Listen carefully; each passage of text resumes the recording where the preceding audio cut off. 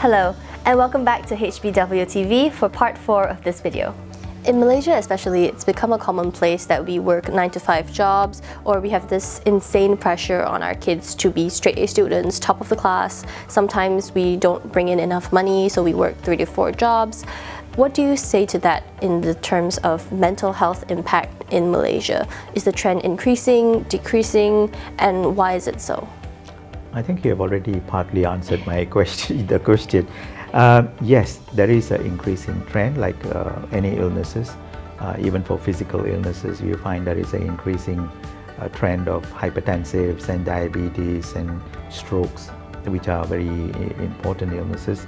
There are many reasons for the trend to show a rise. One is the awareness. Like, for example, when we talked about sleep disorders, about people falling asleep, a lot of people don't know this, but when I explain to you, you realize now that's increased your awareness. So a lot of people now have access to the internet, the media, and so forth, and these topics are popping up everywhere. So the awareness goes up. So when the awareness goes up, naturally you'll see people becoming aware of an illness, and then it gets reported, and they're aware, yeah, we can go for help.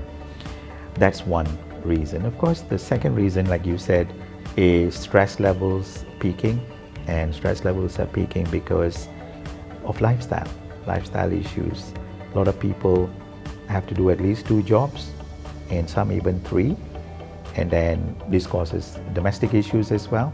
So you have lifestyle stresses, you have work environment stresses, you have domestic stresses, then you have the social economic stresses. So the main stressors, these are contributive factors like we discussed before.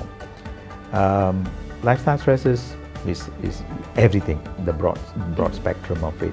You know, looking up to how the society lives. Everybody wants a bigger house, a bigger car, more money in their wallet, and that's the big stress.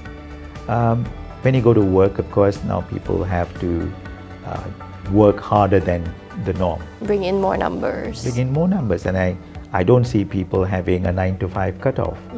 I'm talking about Malaysia. We don't have a 9-to-5 cutoff, and your bosses are very happy if you work till 8. And some people work till 8 because they want to beat the traffic jam, and that becomes a habit. So it's no more a 9-to-5 job. It's a 9-to-8 job. It's a 9-to-8 job, and meanwhile, there's no dinner at home. Yeah, children are waiting, or your spouse is waiting, and no time to cook. So you buy food from outside, catering, or you pick up something on your way. So you're looking at fast food. So that's not healthy eating. It's more than healthy eating. If you go home and you're preparing a meal, there's a lot of activity that creates bonding within the family. You know, the husband does some help, or the wife does some help, and the children get involved. Somebody is peeling potatoes, or preparing the salad, or setting the table. You see, that's teamwork at home that helps bonding. And during these bonding processes, you're eliminating all the misunderstandings or doubts, or what happened in school and what happened in your spouse's office. All this exchange goes on in an active manner, and everybody sits down to a meal, and you know, the stress levels do come down, because forget work, forget the stresses outside. We're all having a nice meal made by mom or made by dad, or help with the children. So that's a family thing that can help maintain mental sanity. But if you pick up McDonald's on the way and go home, now 1A, it's not healthy eating.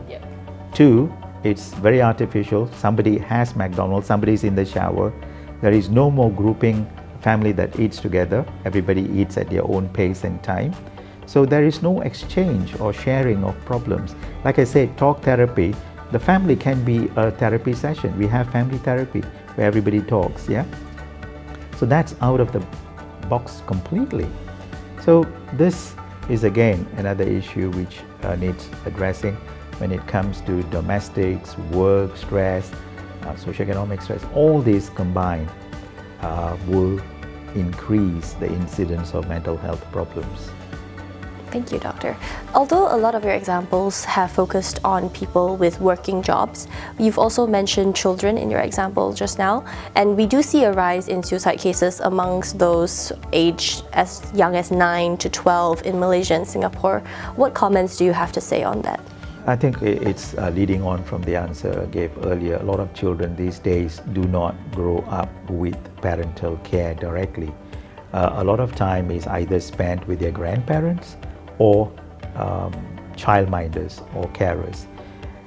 And some parents hardly notice things, what's happening on a day-to-day basis with children. One, they're tired. Two, the feedback time is not there. Three, the bonding session never happens. So children become alienated. They are a separate entity. They have to look after themselves. They have to defend themselves. And they feel this sense of isolation. And who do they turn to? Of course, they go to school, they can turn to friends, which sometimes is not so healthy because that child also could be in a similar situation. And so what happens? A group forms. And sometimes we see suicide pacts where two children do the same act together because they know they can't go back and fall back on anything or any advice. So they decide this is the end, we can't take it anymore. So it's a dangerous trend that is setting in because parents have no time. And they say, well, I wasn't aware. Well, you can't be aware because you don't have the time. But then I have to pay for tuition, I have to have 2 jobs. So it's a never-ending cycle of events. So we have to be more aware that this is a dangerous trend that is setting in. Do you believe the converse is true, where parents spend too much time on their children, helicoptering them or pressuring them unrealistically to get the best results? Well, again, this is what we call goal-directed parenting and also over-parenting, where the child is put through a kind of service training, where you must go to school, you must go for tuition, you must perform, and you must score all A's. Gone are the days when grandparents used to visit and say, hey, I brought you a cake, I brought you a fish for your tank, or I brought you a pet. Those kind of greetings are gone. The first thing a grandparent asks these days is not how did you do in your exam, but how many A's did you get? That's coming from grandparents who used to be the fun people in children's life. So you can see the impact of this. I mean, in school they are pushed. They come home, they are pushed. I've done interviews where children hardly sleep 3-4 hours. And they come back from school, 3-4 o'clock, they have one set of tuition class. Then they shower, they eat, and they're taken to another set of tuition classes. By the time they come home, it's 10:30 in the night. And they have to finish homework. And by the time they go to bed, it's like midnight. And they have to wake up at 5 to go to school again. So it's a pattern that never stops, including weekends. So you can imagine that a child that should learn through many processes, that is not only in school, but by experience, experiential learning is very important. By doing things where they learn to make mistakes and learn from mistakes, these things are not there anymore. It's a kind of a mechanical, robotic life, and this can have a serious impact.